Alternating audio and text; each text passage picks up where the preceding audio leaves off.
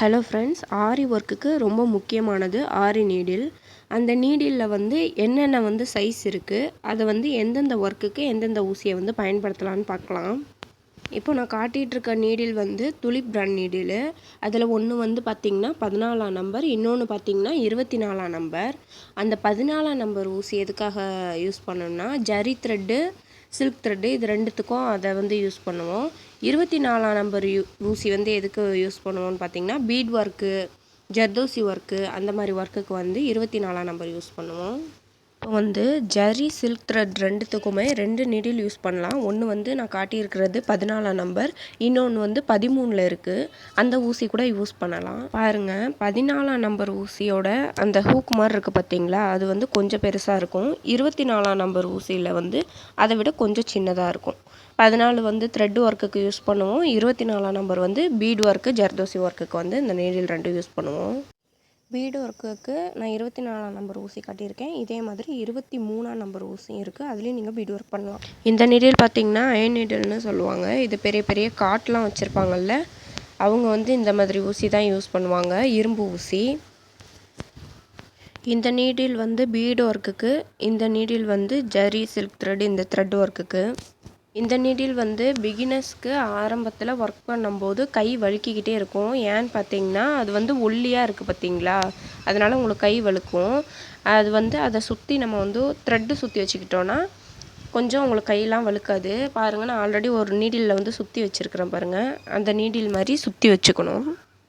நீடிலில் எப்படி த்ரெட்டு சுற்றணுங்கிறத நான் ஷார்ட்ஸ் வீடியோவில் போடுறேன், பார்த்துக்கோங்க. இப்போ வாங்க நம்ம வீடியோக்குள்ளே போகலாம். ஹலோ ஃப்ரெண்ட்ஸ், இன்றைக்கி வீடியோவில் ஆரி பேசிக் செயின் ஸ்டிச் எப்படி போடுறதுன்னு தான் பார்க்க போகிறோம். போன வீடியோவில் ஃப்ரேமில் எப்படி கிளாத் ஃபிக்ஸ் பண்ணுறதுன்னு பார்த்தோம்.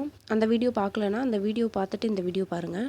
இப்போது என்னெல்லாம் தேவைன்னு பார்த்தீங்கன்னா, scale, pencil, zari thread, Tulip brand number 14 needle, trimmer, silk thread இதெல்லாம் எடுத்துக்கோங்க. இப்போ ஜரி த்ரெட்டில் 2-3 நாட் போட்டுக்கோங்க. இது மாதிரி த்ரெட்டை பிடிச்சிக்கோங்க. நான் எப்படி த்ரெட்டு பிடிச்சிருக்கேங்கிறத பார்த்துக்கோங்க. ஜரி த்ரெட்டில் இந்த மாதிரி தான் நீடில் வச்சு நம்ம மாட்டி மாட்டி இழுக்கணும்.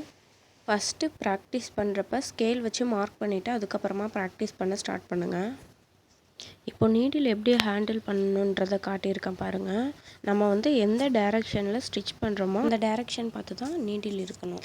இப்போது எப்படி ஸ்டிச் பண்ணுறதுங்கிறத பார்க்கலாம். முதல்ல நீடில் கிளாத்தில் விட்டுட்டு அடியில் த்ரெட்டை மாட்டிட்டு மேலே எடுக்கும்போது ஒரு ரொட்டேட் பண்ணி நீடில் வெளியே எடுங்க.